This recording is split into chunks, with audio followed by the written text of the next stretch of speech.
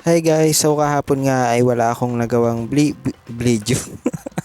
Wala akong nagawang video o vlog. Pinagsabay naman kasi dapat sasabihin vlog.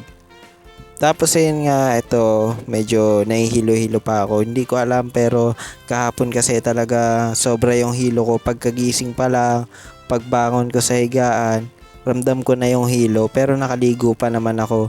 Tapos ayun nga, pagkalipas ng mga ilang oras talagang nahihilo ko. Yung tipong para kang nakashot ng mga tatlo tapos hindi ka pa talaga sanay. Pero anyways, ayun, kinaya naman ngayong araw.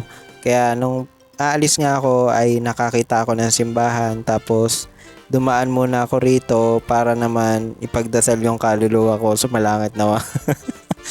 Hindi, sa totoo lang kada naman talaga may simbahan na madadatnan ako, humihinto naman ako sandali para magdasal. Kasi nga alam ko naman sa sarili ko na hindi ako nakakapagsimba. Tapos ayan, nilakad ko lang dito sa may bandang Aurora. Naghahanap kasi talaga ako ng mga hardware dahil may bibilin nga ako na may pinapabili sa akin. Tapos ito, nakarating na ako sa may Aurora. Patuloy lang ako sa paglalakad hanggang sa nakakita na naman ako ng mangga. Kaka-scroll ko talaga kasi sa social media, puro mangga yung nakikita ko na minumukbang nila. Tapos overloaded pa dun sa bagoong, kaya naman kada may makikita ako talagang di ko pinapalampas, bumibili din talaga ako. Pero nung mga panahon na yan, ngayong araw na pumasok ako, talagang nahihilo pa rin ako, hindi ko talaga alam kung bakit. Ang pagkakaalam ko naman at pagkakatanda ko, high blood naman ako. Tapos ngayon naman siguro baka low blood naman, ay ewan. Yung katawan ko kasi parang relasyon nyo magulo. Uy. Pero kahit gano'n naman, syempre magtatrabaho pa rin tayo. Hindi naman tayo po pwedeng palagi na lang mamahinga. Kailangan lang talaga ng konting lakas ng loob, resistensya, tamang pagkain. Siguro balanced diet. Yung tipong tatlong pansit canton sa loob ng isang araw. Ewan ko na lang, kamusta na lang sa UTI. Tapos yan, dyan nga ako pupunta kasi naman testing ko kung paano ba talaga umandar yung kotse. Ano daw? Anyways, ayun nga, may pinuntahan lang ako dito. Tapos ayan na, pauwi na ako. Then naki-CR lang kasi ako dyan. Niihi na kasi ako sa haba ng pinagdaanan. Tapos ayan, tamang hanap lang ulit sa hardware kasi wala nga ako makita nung bibilin ko sana. Hanggang sa ayun na, nakarating na ako ng 15th Avenue. Tapos ayan, maambon-ambon pa dyan. Kaya medyo sumasakit din talaga yung ulo ko kasi mainit yung panahon tapos biglang kukulimlim, biglang aambon. Kaya kayong mga naglalakad-lakad dyan, ingatan nyo din yung mga katawan nyo. Dapat hindi kayo nagpapahamog kasi mahirap na baka dumami kayo.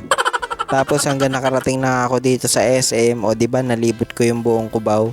Yan, may papagawa kasi akong sapatos ng boss ko. Kaya lang ang problema, wala silang stock nung kailangan na gamit.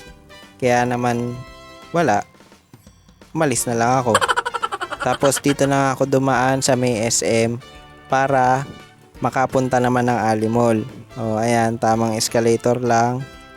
Yan, patagilid nga ako dyan naglakad. Ayan, akit na ako ng SM. Tapos, ano yan bali sa second floor yan. Tapos yung pinakatuktok, yun na yung daan papunta sa may Ali Mall. Tapos ayan nga, nakita ko yung Christmas tree malaki. Napakaganda talaga ng Christmas tree kapag ka Christmas. Malamang. Saan ka nakakita ng November may Christmas tree? Ay, meron naman pala. Anyways, ayan, nandyan na nga ako sa may sakayan papunta ng Eastwood, Ortigas East at saka IPI. Yan, bali dito naman nga ako sunod na pumunta sa may Silver City Building sa may Chendisitas, Frontera Verde, ayan. So, I'm your tour guide for today. My name is Jose Christopher Padin from Philippines.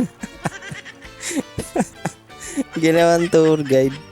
Bali, ayan nga, sasakay na tayo ng calculator para makapunta tayo sa third floor kasi doon ako pupunta.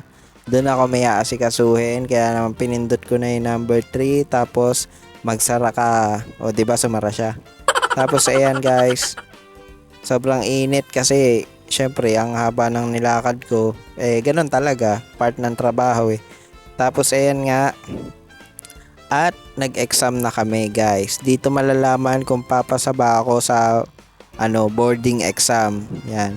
Pag pumasa ka dyan, ibig sabihin may free ka ng boarding house.